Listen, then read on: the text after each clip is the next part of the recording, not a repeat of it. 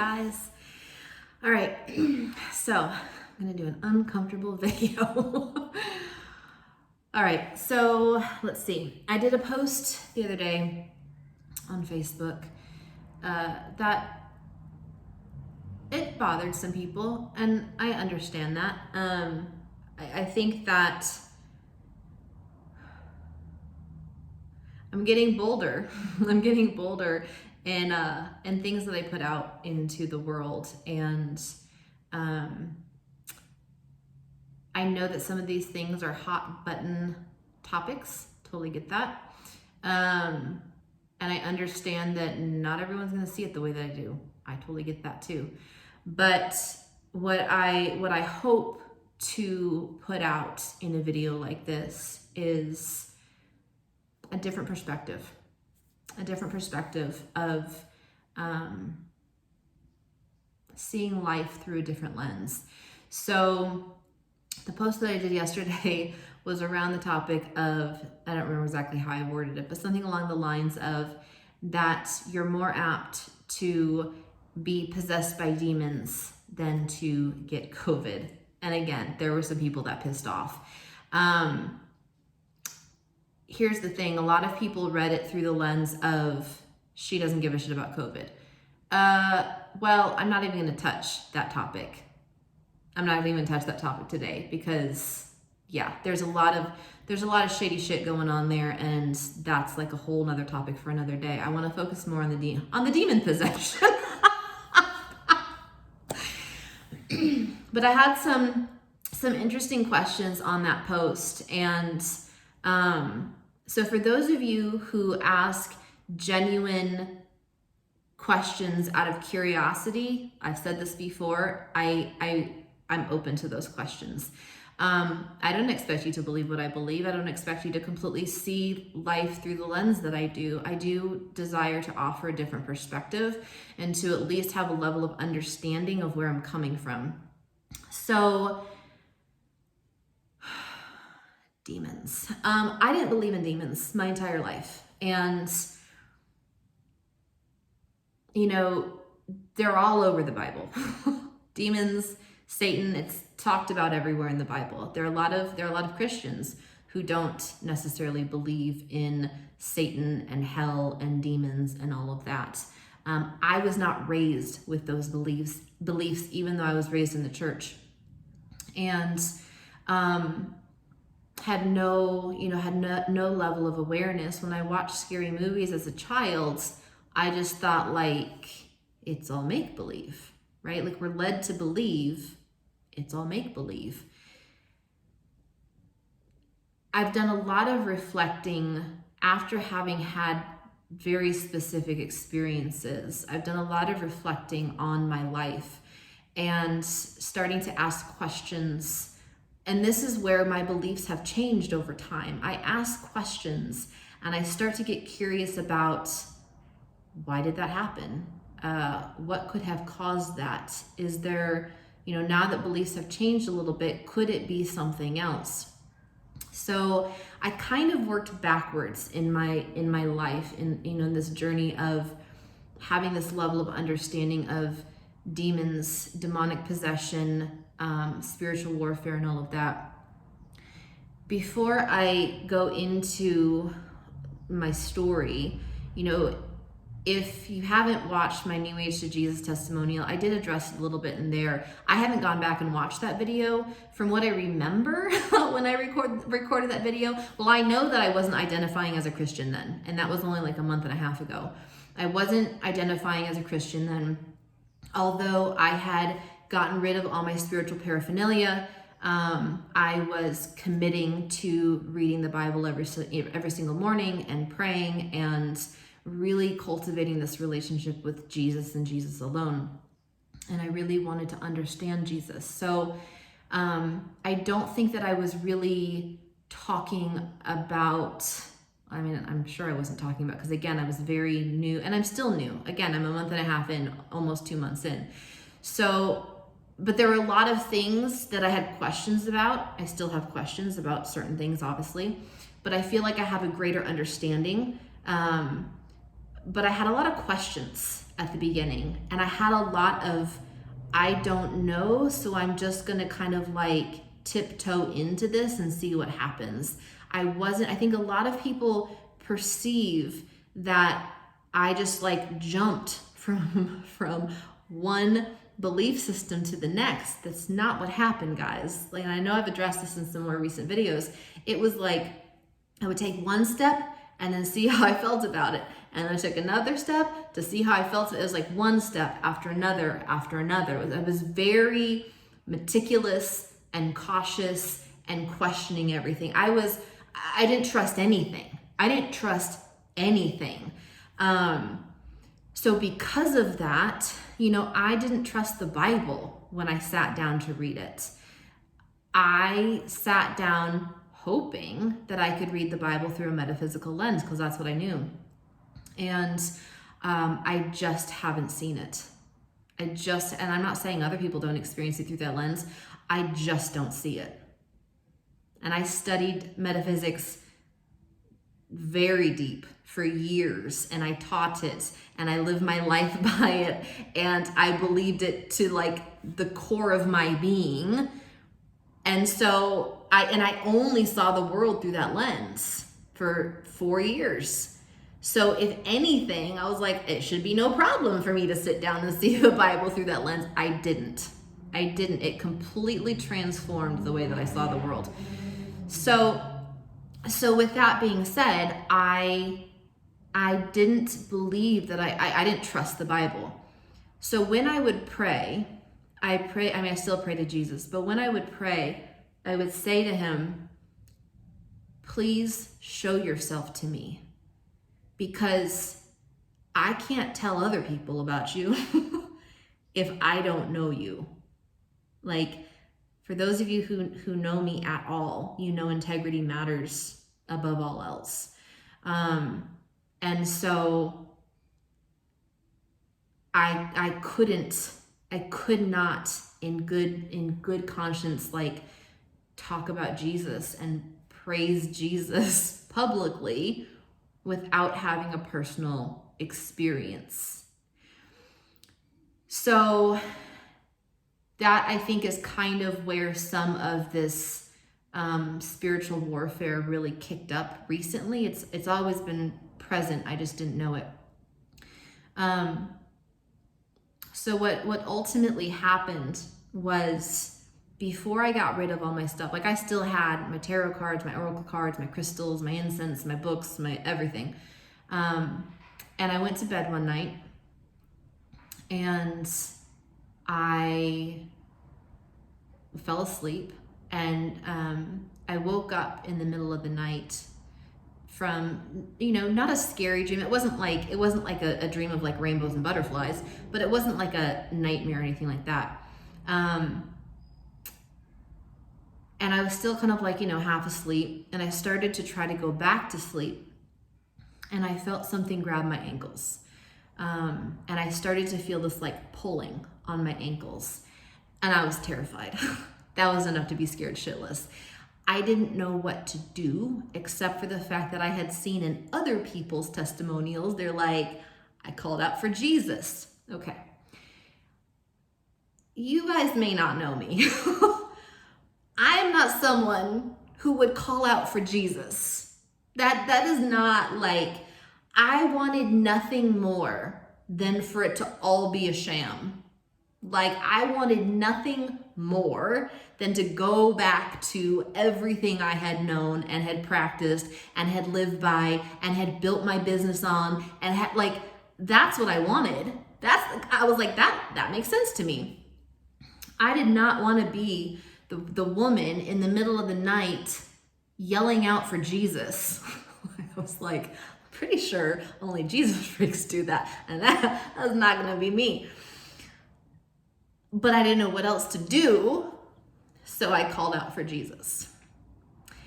And I don't even remember. I don't even remember what I said. I think I said something along the lines of, Jesus is Lord, Jesus is my Savior. I don't remember, but I remember I was repeating it over and over and over, because I was terrified. I was like, whatever this thing is pulling on my ankles, for the love of God, please stop. And it did. As soon as I started calling out for Jesus, it stopped. And then the craziest part that really caught my attention was the next morning, my cats. Now, my cats have been all up in the spiritual world for the last 4 years because of me. I mean, who knows exactly, right? But like Guinea, my one cat, she meditated with me every single morning. She loved crystals. She would like bat them across the floor. When I would do tarot spreads, she would be rolling all over. Like I called her my woo-woo cat, right? She loved anything that was related to energetics. Smitty just chased invisible things around wherever I was, whether I was in Chicago, whether I was traveling around as a nomad. When I got here, he was and just like, he would be sitting somewhere and then all of a sudden just like bolt chasing something in the apartment. He would sit around and like, they would both do this. They would just look, right? They could see things. Obviously they could see into the unseen world. And I believed for years, I was like, oh, we've got little spirit friends. My cats are just like chasing the spirits. And then when that thing grabbed my ankles, I was like, oh, hell no. So when I called out for Jesus that night, it stopped, right? The next morning, every single morning, Smitty was harassing Guinea. He was all up in my face. Like, I mean, I was like, it's just cats being cats. Like, I'm sure many of you have animals. You understand what that's like. But the next morning, Smitty was curled up at the foot of my bed, which I don't know the last time he had done that. And it was peaceful. It was like the first time I had woken up that I was able to sleep up to my alarm. Normally I was getting woken up before my alarm due to the cats. And it was peaceful. And so I wasn't convinced then. I wasn't like, oh, well, that's all I needed. That was, Jesus, praise Jesus. Like, but it got my attention. And after that, it's not like, oh, well, the demons are gone. And they're like, well, I guess we can't hang with her anymore. The demons have been hanging on. So what has felt like, it has felt like debilitating depression in the middle of the day for no reason, just like debilitating depression in the middle of the day. That's not normal for me.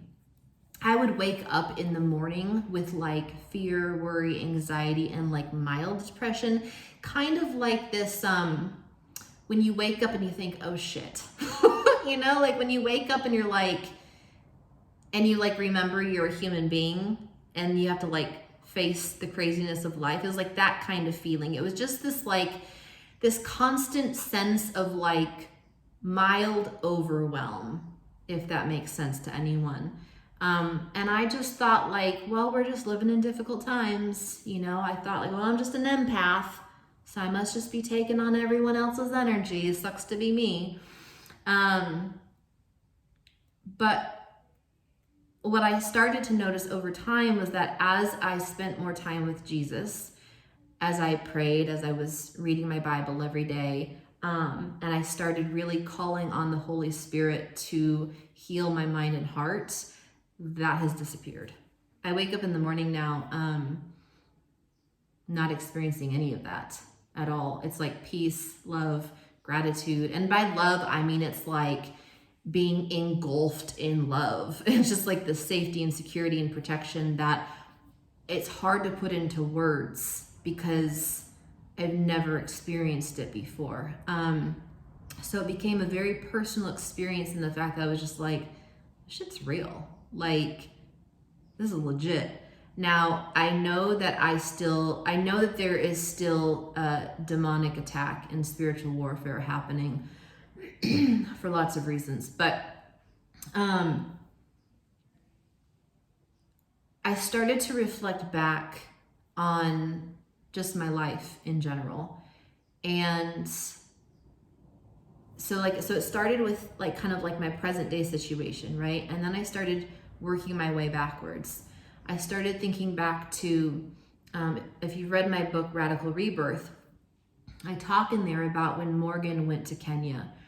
When he went to Kenya, it was this level of loneliness. And he went for a 2-month internship. When he went to Kenya, it was this level of loneliness that I can't say I had never experienced it before, because I had. I had experienced it in pretty much every single relationship I'd ever been in, which I write in that book about codependency, right? I said I was so severely codependent that I literally couldn't function without him being there. So when he left, I had moments where I would sit on my bed so uncomfortable, just rage bubbling up in my body. And the only way to get it out was through screaming. And so I would sit on my bed and I would scream into a pillow. And what I wrote in the book was that, I said what did I say? I might as well have been burning alive, something along those lines. That's how uncomfortable it felt for me to be in my skin. And I talked about it feeling like I was exorcising demons out of my body. I didn't believe in demons. I didn't believe in demons in 2016 when I experienced it. I didn't believe in demons in 2018 when I wrote about it. I didn't believe in demons in 2019 when I edited the book. I didn't believe in demons. So I thought it was, now reflecting back, I was like, it's kind of weird that I used that verbiage when I didn't believe in demons. And then I talked about it again that November, Thanksgiving, when he and I were on a break, and I ended up face on the ground, sobbing, screaming, and again, feeling like I was exorcising demons out of my body. So I experienced that in that relationship, and there were things I didn't necessarily write about in that book, but I did write about the depth of depression that I had, that I had moments in that relationship with Morgan where, Morgan's not his real name, but it's still weird sometimes, but I had moments in my relationship with Morgan where I felt so uncomfortable and depressed, and again, it was just this rage that would build up, where I had moments where I would sleep on the floor because I didn't feel like I was worthy of sleeping next to him. I had moments where I would storm out of the room and go into the living room, and if he didn't come after me, I would go back into the bedroom and start screaming at him. I slammed doors. I was intense, but it felt like this out of body experience.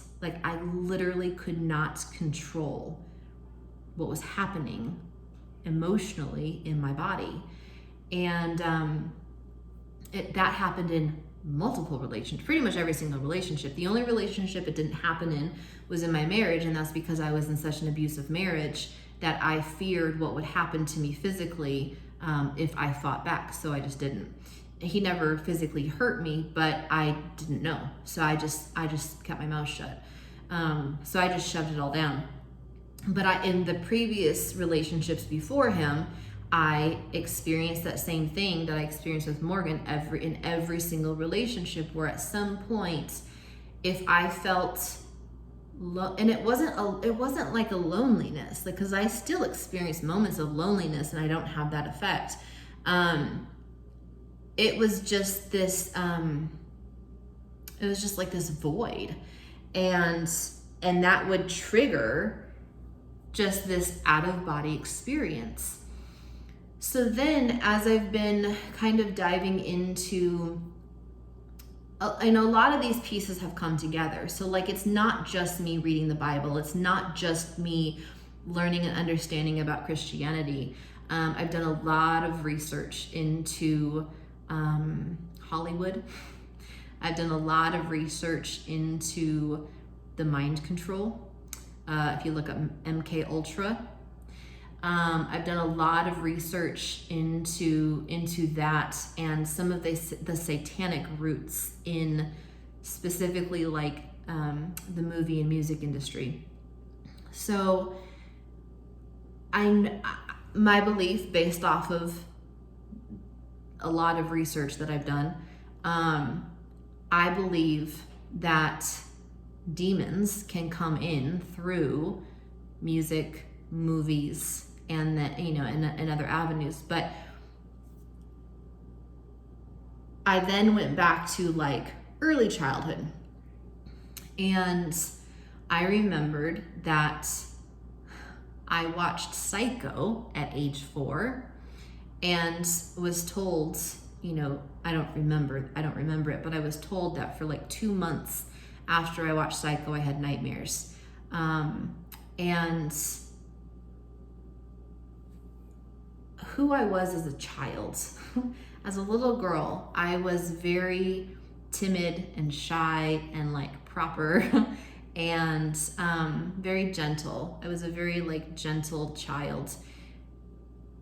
Something would get triggered within me for multiple reasons, but something would get triggered within me, and it's like I would go from 0 to 60 in a split second, and I would just completely lose my shit. It just like rapidly snowballed into me screaming and crying, and it was like I would scream, I would cry. I had really bad childhood asthma, and so that would then go into, I was crying so hard that I would start coughing, and then I would cough so hard that I would puke. And this was like every single time I would throw a temper tantrum. They were labeled as temper tantrums, but they were extreme. These were extreme temper tantrums. And I can still like remember what that felt like. So, you know, I asked my mom the other day, I was like, I don't know what you think about demons, but I'm just curious. Like, I've just been reflecting on, like, I wonder if the fact that I saw Psycho at age 4 and watched a bunch of scary movies, you know, over the years, and I don't know what else I was exposed to. I mean, obviously we're exposed to a lot just in society, but I said, I wonder if I was actually possessed by demons.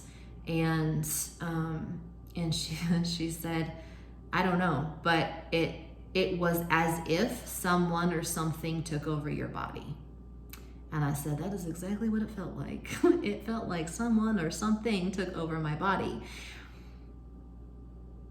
So I think it's interesting. And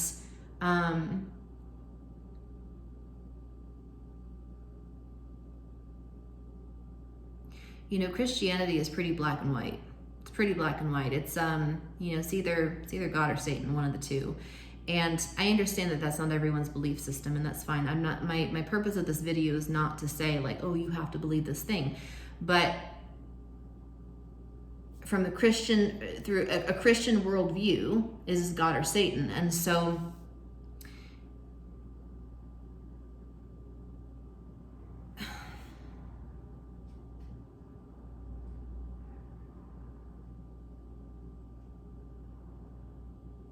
it was the only way that I could really make sense of like what I've experienced in my life.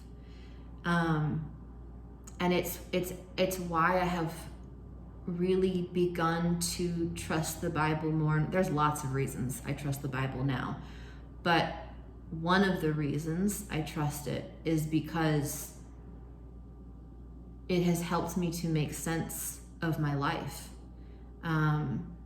You know, I know that there are a lot of factors. I know that people are like, well, but you know, it could be mental illness, and it could be this, and it could be that. I understand that. I understand that point of view. I grew up with one of my parents as a therapist. Like, I grew up going to therapy. Like, I understand the mental illness, you know, therapy world very well. I also have a dear friend who is a therapist, and she has a pretty broad, you know, she's able to kind of see through a lot of different lenses, and she can absolutely see where there is absolutely an agenda in the therapeutic world. And my belief system, and I had this belief system before becoming a Christian. My belief system is that there is a spiritual explanation for everything in our world.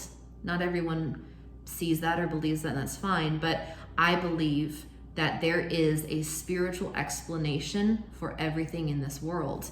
And so in the secular world, we talk about it being mental illness, and that's fine. A lot of people, that brings them comfort to have that sort of label, and that's fine. And if that's you, that's fine. I'm like, oh, it's demons. It's demons. That's a less popular point of view. I get it. But what it did for me was it made it stop feeling like there was something wrong with me. And when I could shift that, so it was like, oh, it's not that I'm mentally ill and therefore something is broken in me. Because that's our society, you guys. Our society is in this whole, you're broken, you're not good enough. Oh, look, there's something to fill that void. Do you need a pill? Do you need alcohol? Do you need a relationship? Do you need to be skinnier? And this is shit I've been teaching for years, right? How I used to teach it was through the lens of self-love. That we all feel like we are missing something within us, that there's this gaping hole within us, that if we could just latch onto something external, that it will somehow fill that void, right? There's something broken within us, and as long as we can go outside of ourselves and get the thing that's going to fix the thing, then all will be well. And it keeps us on this hamster wheel, constantly looking for something else that will make us feel better. That's the whole, numbing technique of food, alcohol, sex, relationships, social media, gambling, like you name it, there's a vice for it. And so for years I taught it through the lens of self-love, and this is gonna be another video in the future, but I no longer see it as self-love. I see it as unconditional love from God. And I think on some level in the last 4 years when I was teaching that, I knew that because I was cultivating a relationship with God, but I didn't have the words for it. And now I don't see it as love of self. I see it as experiencing God's unconditional love for me. And so again, if someone wants to see it through the lens of mental illness and to have that label helps them make sense of the world, okay. For me, I'm like, this is demonic attack. Like I said, I still experience it throughout the day sometimes. But instead of like, what's wrong with me and, oh, what can I reach for outside of myself to fill that void? It's, oh, I'm experiencing spiritual warfare. I'm experiencing demonic attack. Therefore, let me call on Jesus. And Jesus is like, I got you, And it's like, it's so simple. And I say it's simple. I don't mean that it's easy. I don't mean that it's not a struggle. I don't mean that you don't have moments of frustration and tears and sadness. And like just yesterday I was crying. Just yesterday I was crying, but I was like, but again, like I called on Jesus. And even through my tears and my frustration, I was engulfed in this level of love that I just hadn't experienced before. And so it makes it a lot easier to not go to the other vices because I have like the one solution that I need. I also just wanted to add in like one other quick thing. This is more for people if you are new on your journey, if you've left, I don't know whether you've left the New Age or just experiencing spiritual warfare. I just wanted to share kind of like some things that helped me because I was chatting with a good friend of mine today who I actually met through her testimonial, which is why I leave my email address because I emailed her and then we became friends and it was fantastic. But so I'm like, who knows? Who knows, who I'll meet through these videos. But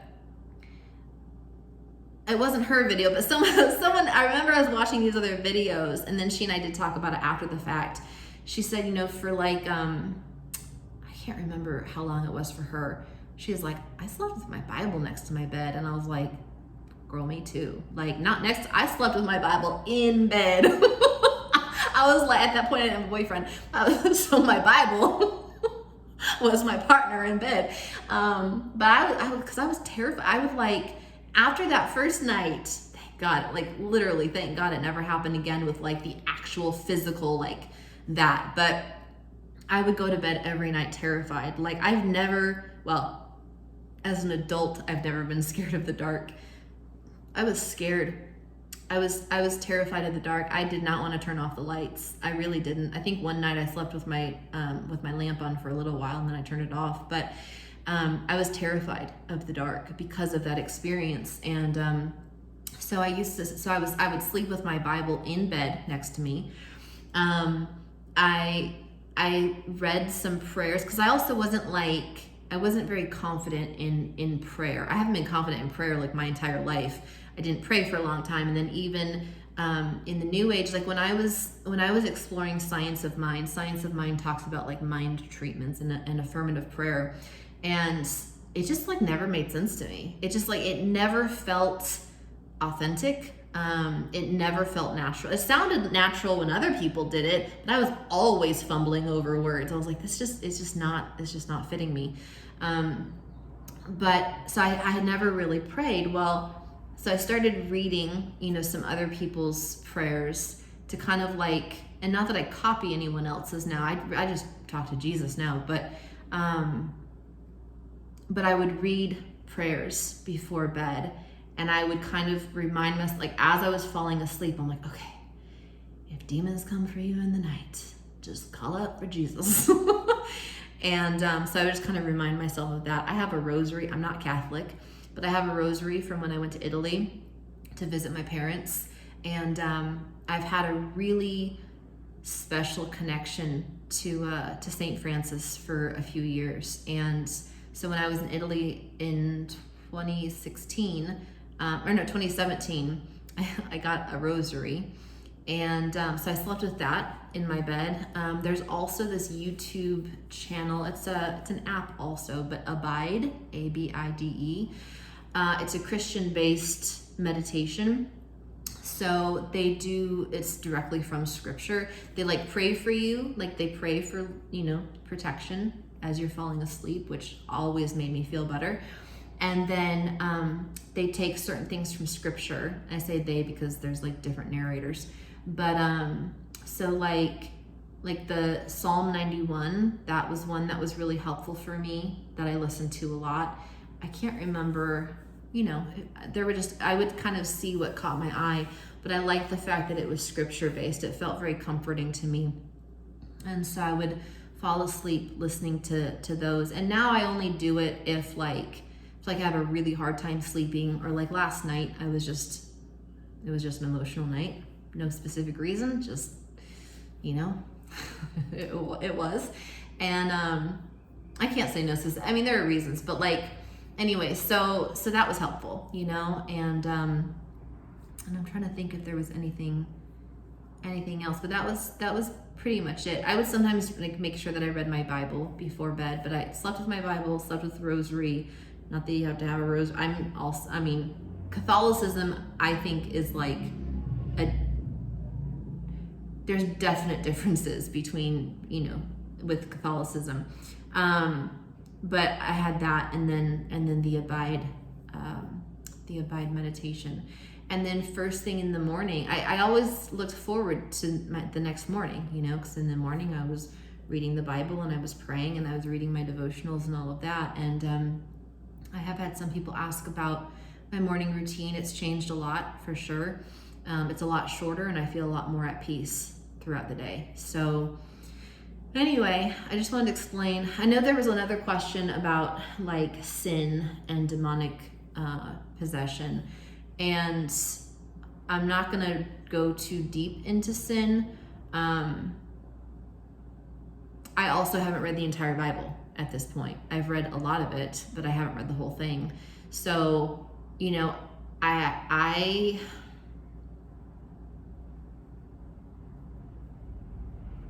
haven't read the whole thing, so I can't give like a fully complete answer.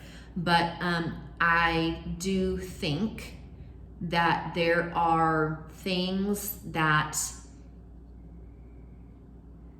certain denominations maybe label as sin that aren't necessarily sin, and that's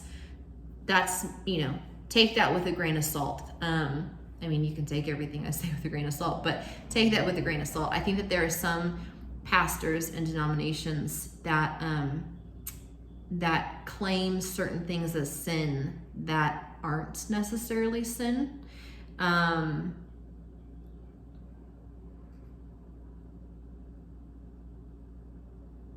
So, I mean, if you're like genuinely curious, I would say go to the Bible. Like, always go to the Bible if you're genuinely curious about it. My take on it is that sin does not, well, I should say, my current take on it at this moment in time, my journey is just going to naturally evolve, and I'll have a deeper understanding as I continue on the path. But my current take on it is that sin does not automatically mean that demonic possession will take place. I believe that sin can open the door for demonic possession.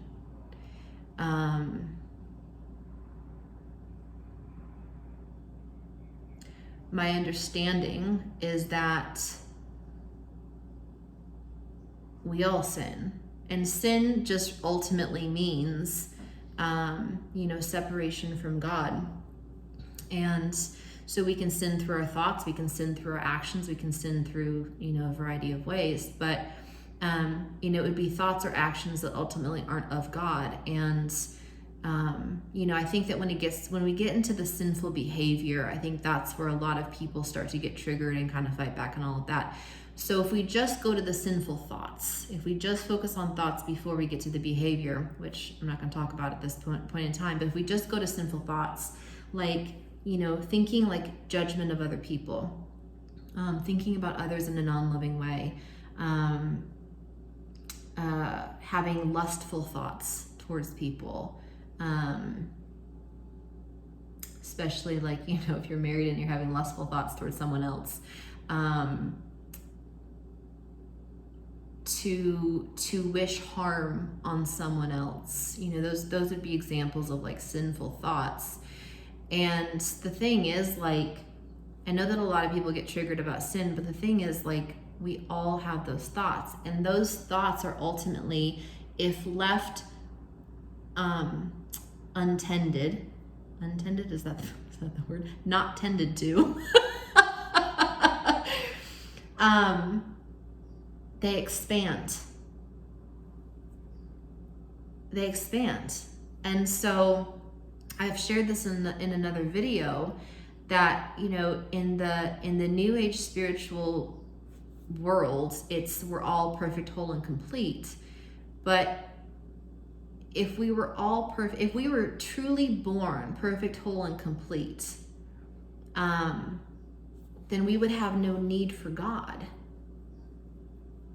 Now, I don't know. Like, I think there are some different ways to look at, well, maybe we were born perfect, whole, and complete, but because we enter into this world of sin, then it's very easy for us to then very quickly become sinners. And I think that there are some people who see that differently. I don't know for sure. And that's not something that I've really gone too deep into. I don't have like a clear cut, like, I firmly believe this. I do believe that we all sin. I do believe that we live in a world of sin, because we live in a world of evil. Evil exists. Like, I think there's no doubt that evil exists in this world. And so if we are not aware of sin and ask for forgiveness and, I mean, the whole purpose of the Holy Spirit is to heal our mind and hearts. And so it helps to heal our mind and hearts of sin. And that's how we become more loving and compassionate and,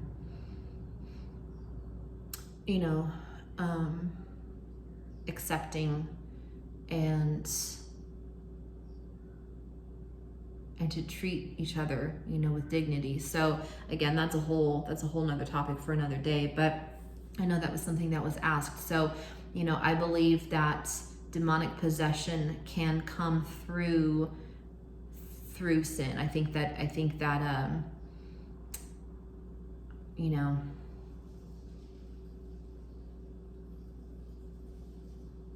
it's one way. Do I think that I was sinning at age 4? I don't know.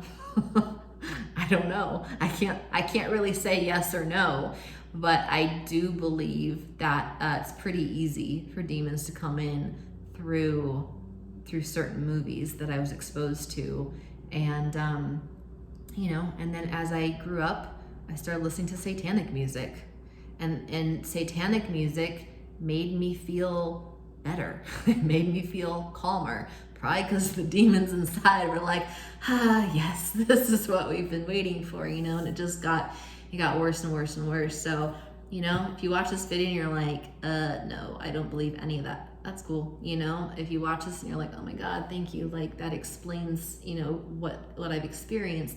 I would also just say, for parents out there, like my background's in early childhood. I have a bachelor's in special ed and a master's in early childhood. I was a teacher for 7 years. When I was a teacher, I was agnostic. I didn't believe any of this stuff. When I was a nanny, I was agnostic. Like, I didn't believe any of this stuff. I saw students who completely acted out. And I believe that I believe that children who act out in that sort of way, it's because they feel so separate from God, ultimately. Whether or not you're a parent, like if you're a parent, and it's completely your choice whether you want to bring God into your children's lives. I have had a conversation with both my parents since this, and I told them, I said, if I could go back and ask for one thing, and I grew up in the church. My dad's a retired minister, and I've said to both of them, if I could go back and ask for one thing, I would have asked for you to have taught me as a little girl how to have a relationship with God. Because I think it would have resolved so many things in my life. I think it would have healed so many things in my life. I don't have anger towards my parents. I don't have resentment. I don't hold a grudge. I believe that I have 4 parents. I believe they all did the best they could. I really genuinely believe this. And reflecting back on my life, I wish that I would have had this relationship with Jesus so much sooner in my life, but I didn't, and I'm grateful to have it now. So yeah, that's my experience with spiritual warfare and demonic possession. And I think that a lot of times it can be taught in like really like scary, spooky, terrifying ways, and I think that people are really scared of demons, and I get that, and I'm not scared of them. Like, I was terrified that night the thing grabbed my ankles, don't get me wrong, but I'm also not terrified because I know that they don't have, at the end of the day, they don't ultimately have power as long as I remember to call on Jesus. So I know that they can't really do any true harm in my life. And so when I know they're around, I'm just like, I know this video is like already 45 minutes long almost, but I cracked this joke with a couple people. And here's the thing, guys, I like to bring humor and like lightness to the topic, because it can be kind of dry and dull and boring. So if nothing else, hopefully you're entertained. But but I've joked with a couple people in my life that like when I notice that demons are around, I'm like that parent that's like, don't make me turn this car around. I'm like, don't make me call Jesus, because I will get him here so fast. It's like the whole, like the old school, like, don't, do I need to call your dad? I'm like, do I need to call Jesus? Because I will get him here. So that's a major tool that I have in my tool belt, and therefore I genuinely know that I'm always protected. Even when I have days where shit just hits the fan and I'm like, I don't even know what is happening right now. Like literally everything in my life is exploding. So I say a little prayer, and I don't pray for specific outcomes. I just don't. I pray for strength. I pray for clarity. I pray for, order to come back into my life. And it never ceases to amaze me how quickly it works. And that's been something I've kind of been teaching on for a while, but I will say once I removed everything else and just focused in on Jesus, it's so much faster. It's so much faster. And it's this level of like trust and faith, and this would be another topic. Like I've had faith for the last 4 years, but I did not trust God. I did not trust that he would do for me what he does for other people. I just didn't, because it was so inconsistent. And one thing that I have said multiple times is I said, I want to trust you. I want to trust you. And one thing that the Bible helped me with and continues to help me with is that God is faithful. God is faithful and God is trustworthy. And I just didn't believe that before. And I experience it now. I genuinely experience it. And so, I'm grateful because it gives me a level of confidence that I just didn't have before. So anyway, I hope that helps clarify some things. As always, the information is below. Feel free to email me if you have additional questions or if you just want to reach out. And that's it. Talk to you guys later.